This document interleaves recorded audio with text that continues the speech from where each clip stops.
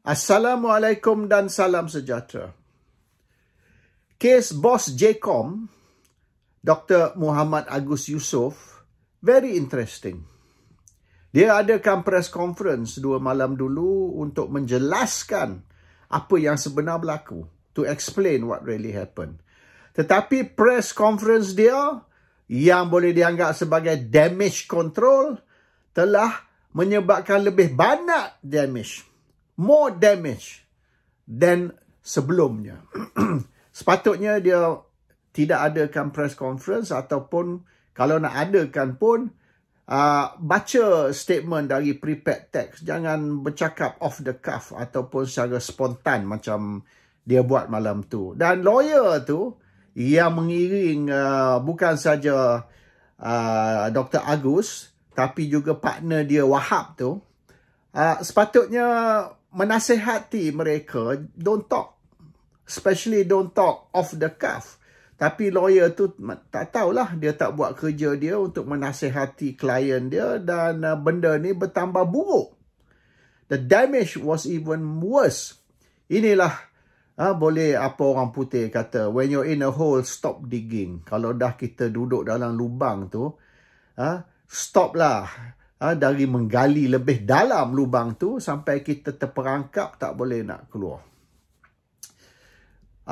Dia punya official punya statement lah ataupun official version of the story, iaitu 3 bulan dulu DAP nak gulingkan Dr. Agus ni. DAP sudah mendesak bahawasanya Dr. Agus ni dibuang sebab tidak berkesan, not effective.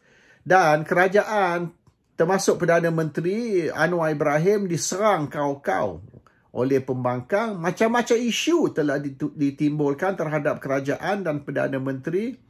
Tetapi JCOM ni, dia punya unit propaganda di bawah Jabatan Perdana Menteri tidak membuat kerja.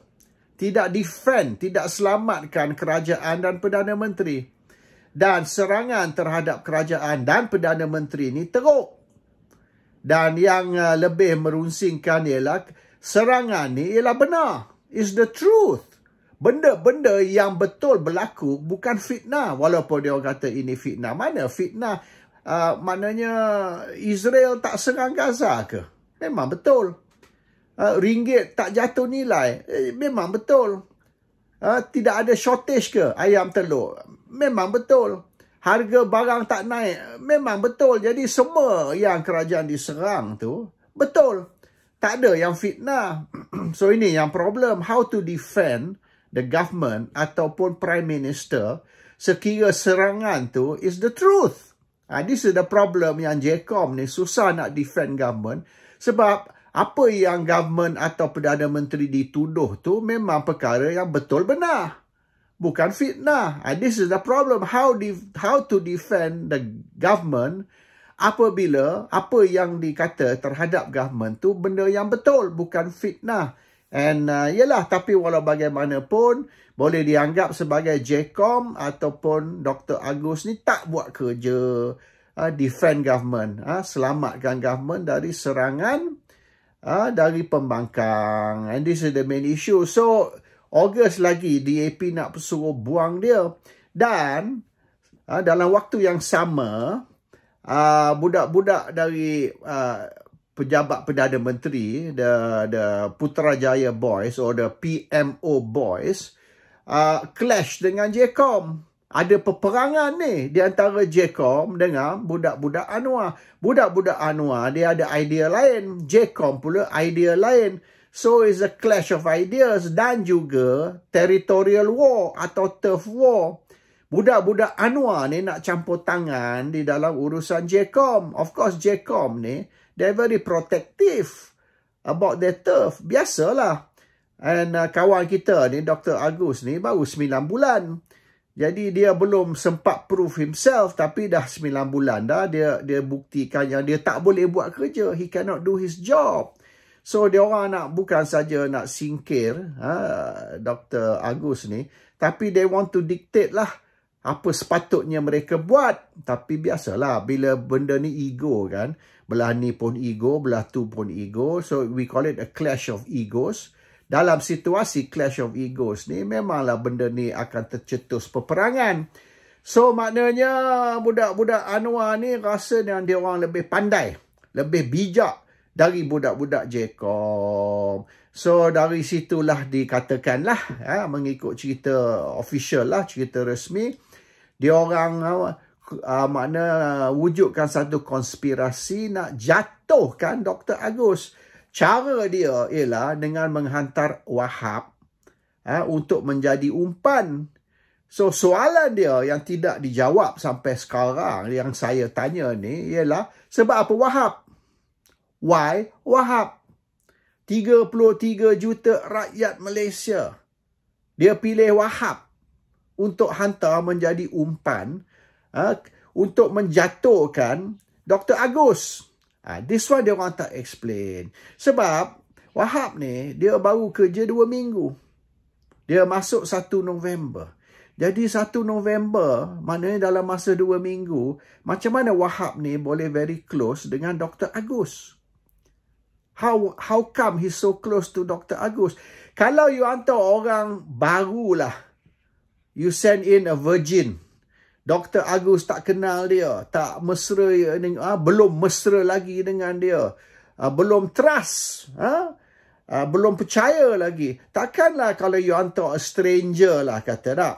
A virgin stranger, you hantar ke ini Dr. Agus, and you nak suruh maknanya budak ni bermesra dan manja dan to make Dr. Agus ni comfortable.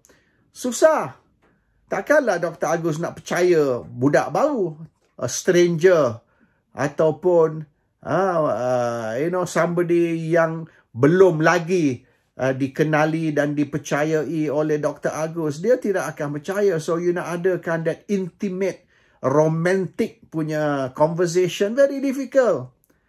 It will take time. Maknanya we have to wait for the ice to melt. So to melt the ice ni akan ambil masa. Ini bukan saja ice sudah melt, air sudah bergelegak, boiling already. Not melted ice, boiling water. So, for that to happen, it takes time. Akan ambil masa. So, bermaknanya, kalau budak ni baru kerja, dan Dr. Agus baru kenal beberapa hari saja, susah nak jadi umpan. So, bermaknanya, budak ni, Wahab ni, sudah ada relationship, prior relationship, dengan Dr. Agus ni sebelum tu. Sebelum dia start kerja lagi. So, dia dibawa masuk untuk menjadi staff. Adakah dengan sengaja dibawa masuk menjadi staff 2 minggu sebelum tu dengan tujuan dia jadi umpan? Kalau nak kata dia baru masuk 2 minggu dulu dan dia belum berkenalan lagi, baru-baru kenal, susah nak bagi nak hantar dia sebagai umpan. Which means Dr. Agus ni sudah very comfortable dengan Wahab. Sudah lama kenal Wahab. Dan sudah boleh bermesra, manja. Dan boleh maknanya Wahab ni trust lah. Dr. Agus ni trust Wahab ni 100%. So this is the issue ni. How long has Dr. Agus known Wahab? How long dia orang ni sudah ada relationship? Adakah relationship di antara Dr. Agus dengan Wahab ni sebelum 1 November? Lama sebelum 1 November. Dan adakah kerana itu dia dipilih? This is sama macam kes yang Anwar Ibrahim dengan Saiful Buhari dulu. Oleh kerana Saiful dengan Anwar sudah ada romantic relationship ataupun sexual relationship terlebih awal. Lama. So, pihak polis masa tu ASP Rozan. ASP Rozan sudah tahu yang Saiful dengan Anwar ni sudah lama ada perhubungan, sexual punya relationship. Maka ASP Rozan tu pilih Saiful untuk menjadi umpan. Sebab dia tahu kalau dia hantar Saiful pergi jumpa Anwar, tak perlu masa untuk mereka nak build up relationship, untuk mereka nak bermesra, untuk Anwar nak percaya Saiful. They already known each other lama. Dia orang sudah ada sexual relationship or romantic relationship sudah lama. So, senang. Hantar je, Anwar makan terus. Tak perlu masa. So, itu yang dia orang perangkap Anwar dengan menghantar Saiful sebagai umpan dan Anwar serta-merta makan umpan tu. Itu yang Anwar terperangkap tu. Lee Kuan Yew kata, Anwar is a victim of a honey trap. Itu Lee Kuan Yew Singapore yang berkata. So sekarang ni, Dr. Agus, same case. Dia ni mangsa honey trap. Dia orang menghantar, this Wahab ni, untuk menjadi umpan in a honey trap untuk nak perangkap this Dr. Agus. Kalau kita tengok conversation di video, that video conversation, kita boleh nampak maknanya Wahab ni, dia very careful tau. Apa yang dia cakap dalam perbualan tu, dia make sure dia tidak implicate diri dia sendiri. Dia tak kata apa-apa yang boleh memberi satu hint, satu gambaran yang dia pun gay. Tak ada. He never said anything to give any indication or any hint bahawa dia pun sama jenis dengan Dr. Agus. He's very careful. So, he did not implicate himself. Dia cuma membuka conversation untuk nak implicate Dr. Agus. Seorang. Himself not implicated. So, dia tahu benda ni bukan saja dirakam, tapi dia tahu benda ni akan diguna kemudian dan benda ni akan menjadi public knowledge. So, dia make sure yang apa dia cakap dalam conversation yang dirakam tu tidak akan memberi gambaran yang dia juga gay. Yang dia juga bisexual. Tak ada. He make sure he implicate seorang saja, iaitu Dr. Agus. So, he is very smart actually, Wahab ni. Very careful. Whatever dia bincang, whatever dia bercakap dengan Dr. Agus tu, tidak maknanya memberi gambaran yang dia sama jenis dengan Dr. Agus. So, you can see, he's very careful in that conversation. And dia boleh dikatakan quite smart lah. And yang implicate seorang saja, iaitu implicate Dr. Agus. And okay. So, tapi untuk dia bercakap, untuk Wahab ni membuka conversation dan nak lure ataupun nak tarik Dr. Agus ni masuk ke dalam satu conversation di mana boleh implicate diri dia sendiri. Bermaknanya Wahab dan Dr. Agus ni sudah lama berkenalan. Dr. Agus very comfortable with this conversation. Kalau stranger lah atau baru kenal lah, dia tak berani tahu nak bercakap begitu. Tapi ini kita sudah, dan menunjukkan yang benda ni sudah berlaku banyak kali. Not the first time. So, bermaknanya, their relationship lebih dari 2 minggu. Their relationship ni sebelum 1 November. Dan dia dipilih, Wahab ni dipilih untuk menjadi umpan untuk perangkap Dr. Agus ni oleh kerana they have a history. They have a history between them. Benda ni dah berlaku lama. Benda ni dah berlaku banyak kali. So, ini menjadi umpan yang habis sesuai untuk memerangkap Dr. Agus. So, bermaknanya Wahab ni is not 100% clean. Walaupun Wahab ni dirasuah untuk memerangkap Dr. Agus. And maknanya Wahab ni yang dirasuah tadi itu telah dengan sengaja masuk memerangkap Dr. Agus dengan janji bahawasanya ia akan terima balasan atau reward, iaitu satu pangkat, naik pangkat atau pangkat tinggi di dalam JCOM. So he will be promoted, he will be given a higher paying job, dan balasan dia ialah dia kena jatuhkan Dr. Agus dan dia akan diraswa dengan satu naik pangkat, gaji lebih tinggi dan sebagainya. So ada elemen rasuah di dalam kes ni, ada elemen also blackmail, dan dikatakan selepas video tu dirakam, ianya ditunjuk kepada Dr. Agus yang sekira dia tidak letak jawatan, maka video ni akan didedahkan, will be viral ke public. So Dr. Agus ni had no other choice lah, tidak ada pilihan lain. Jadi dia pun umum yang dia ni bercuti. Dan dia bercuti ni, bila ditanya dia letak jawatan, dia kata no, saya don't put words in my mouth. Saya tak kata saya letak jawatan. Saya kata saya cuti dan saya serah kepada Perdana Menteri. Oleh kerana dia umum dia cuti, bukan letak jawatan, maka video ni didedahkan. So sepatutnya Dr. Agus ni sepatutnya dia umum dia letak jawatan, tapi dia umum dia cuti. Dan bila ditanya letak jawatan, dia kata, no, saya kata saya cuti. No, jangan, maknanya don't put words in my mouth. So lepas tu dia orang release video ni, dia terpaksa umum dia letak jawatan. So there was blackmail. If you don't resign, we will reveal this video. Dan sebab dia tak resign, dia cuma umum cuti, maka dia orang kenakan dia lah.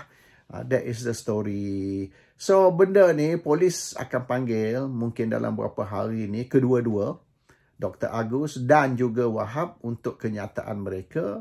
Dan kemungkinan besar banyak akan didedah sebab polis akan tanya benda-benda, the missing links lah.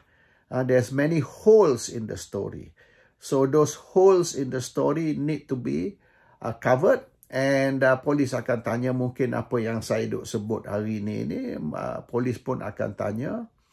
Tapi akhirnya tindakan yang akan diambil bukan up to the police, bukan ditentukan oleh polis.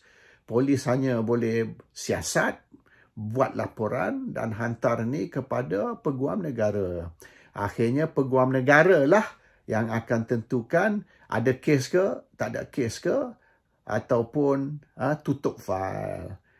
Tutup file maknanya NFA, no further action, ataupun KIV, keep in view. Tak tahulah, kalau keep in view tu maknanya file tu masih terbuka tapi tidak ada tindakan. Kalau NFA tu, file tu akan tutup tanpa tindakan. Akhirnya whether untuk nak adakan kes ataupun NFA, KIV, bergantung kepada Perdana Menteri Anwar Ibrahim. Anwar will have the last say in what happens to this scandal, JCOM scandal. And boleh dikatakan, dulu kita ada Watergate, kita ada macam-macam gate. So this one, I suppose, it can be called Wahab Gate lah. And whether Wahab ni akan diguna di dalam konspirasi untuk menjatuhkan ataupun Dr. Agus, ataupun kerana dia sudah jatuh, dia orang just tutup kes ni tanpa apa-apa tindakan lanjut, iaitu NFA this case, because matlamat mereka nak jatuhkan Agus dan Agus telah pun jatuh. So we'll see what happen lah. Tapi whatever it is, tindakan akan diambil hanya dengan kebenaran atau kelulusan Perdana Menteri Anwar Ibrahim. Assalamualaikum, salam sejahtera.